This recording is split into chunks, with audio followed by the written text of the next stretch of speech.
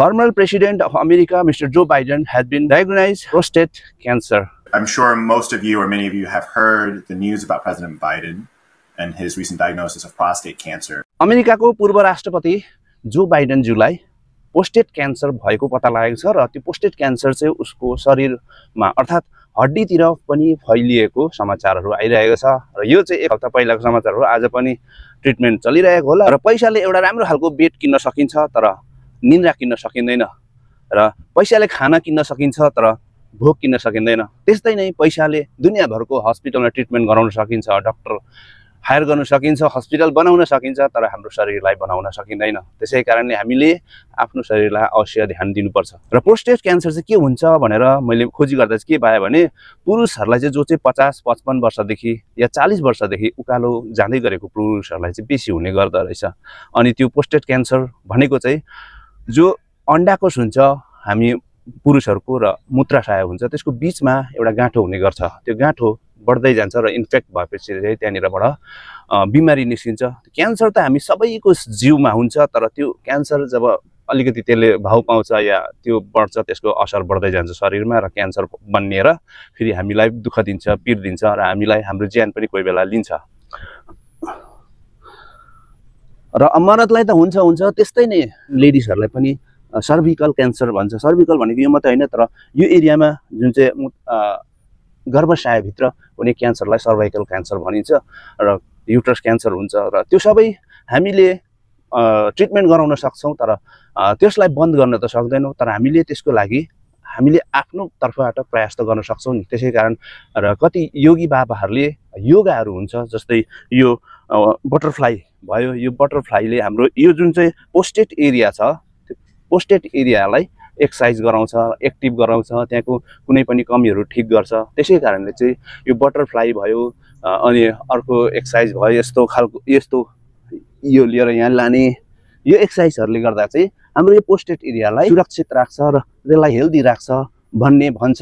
र तपाईहरुले पनि आफ्नै अनुसार खोजी गरेर अनुसन्धान गरेर आफ्नो शरीरलाई सुरक्षित राख्ने प्रयास गर्नु होला भनेर म यो भिडियो बनाउँदैछु। म आफै भाइरल हुनु या म आफैबाट जान्नेको हुनु भनेर भनेको हैन, तपाई आफैले खोजेर आफ्नै स्वास्थ्यलाई सुरक्षित राख्नुस् र स्वस्थ रहने प्रयास गर्नुस्। अलिकति समय निकाल्नुहोस्, बिहान 1 घण्टा आफ्नो लागि, परिवारको लागि त दिनभरि नै दिनै पर्छ या सर्भिस गर्नु हुन्छ भने सर्भिसको लागि, गभर्नमेन्टको लागि, कम्पनीको लागि त दिनभरि नै दिनै हुन्छ हैन। र दिनभरि त उसको लागि तर आफ्नो लागि 1 घण्टा चाहिँ आफ्नो लागि निकाल्नु पर्यो नि। त्यही कारण चाहिँ म तपाईहरुलाई 1 घण्टा चाहिँ बिहान चाहिँ यसो घुम्ने, आफ्नो अनुसार उयो गर्ने, एक्सर्साइज गर्ने, आफ्नो शरीरलाई स्वस्थ राख्ने प्रयास गर्ने र यस्तो एक्सर्साइजहरुले चाहिँ मैले जति पनि 2-3 वटा एक्सर्साइज गरे त्यो एक्सर्साइजले चाहिँ हाम्रो पोस्टेट एरियालाई चाहिँ हेल्दी राख्छ भनेर भन्छन् जानकार मान्छेहरू, जान्नेहरू। त्यसै कारणले तपाईलाई पनि अलिकति जोश दिलाउनको लागि यो एक्सर्साइज देखाउँदै छु र यो गर्नुस्। अरु पनि गर्नुहोस्, सूर्य नमस्कार गर्नुहोस्, एकछिन आफैसँग बात गर्नुहोस्, बिहान खुसी भएर एकछिन बस्नुहोस् हैन। अन्त त्यहाँदेखि चाहिँ आफ्नो परिवारको लागि, आफ्नो अफिसको लागि, दफ्तरको लागि या त फेरि कामको लागि लाग्नुहोस्।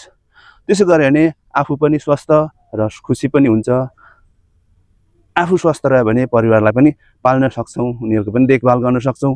यदि आफै नै हामी स्वस्थ छैनौं भने कसरी चाहिँ परिवारलाई पनि हेर्ने, अरूलाई पनि दुःख मात्रै हुन्छ। त्यसै कारणले हामीले आफ्नो स्वास्थ्यको लागि चाहिँ एटलिस्ट बिहानको 1 घण्टा चाहिँ दिनु आवश्यक छ जस्तो लाग्छ।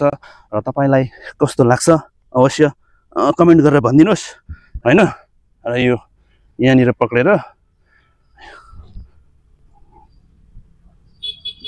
यसरी एकछिन, तर जति पनि योगाहरू गर्छ त्यसमा चाहिँ श्वासको चाहिँ एकदमै ठुलो काम हुन्छ र तपाईको मनबाट निस्केको विचार जसले चाहिँ तपाई आफैले आफैलाई स्वस्थ राख्दैछु भनेर यसले चाहिँ मेरो फाइदा अवश्य पुर्याउँछ भनेर चाहिँ तपाईले सोच्दै श्वास पनि एकदमै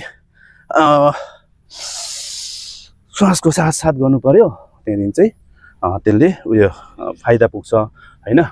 यो अलिकति पछि गरेर यो यसरी जोडेर यो पैताला उकालो फर्काएर त्यहाँदेखि चाहिँ यसरी जानु पर्यो अगाडि पछाडि अगाडि ताकि यो एरियामा हाम्रो एक्सर्साइज होस् हैन। सूर्य नमस्कारले सबै बडीलाई एक्सर्साइज पुर्याउँछ। यसले गर्दाखेरि यो हाम्रो पोस्टेड एरियालाई राम्रो गर्छ भन्छ र तपाईले पनि एकछिन दिनुहोस्, चाहे त्यसले कति बेसी फाइदा होस् कम्ती फाइदा होस् फरक के पर्छ र। हाम्रो जीवन कहिलेसम्म हो त्यो त हुनु हामी मेट्दैन, तर केही न केही गरेर आफ्नो स्वास्थ्यको लागि अलिकति बिहान एकछिन भए पनि खुसी महसुस गर्नु त सक्छौ नि भनेर चाहिँ म आज यतिमै तपाईदेखि बिदा लिन चाहन्छु। युट्युब च्यानलमा हेर्नु हुँदैछ भने युट्युब च्यानल सब्स्क्राइब गर्नु सक्नुहुनेछ। फेसबुक पेजमा हेर्नु हुँदैछ भने पेजलाई फलो गरिदिनु सक्नुहुनेछ।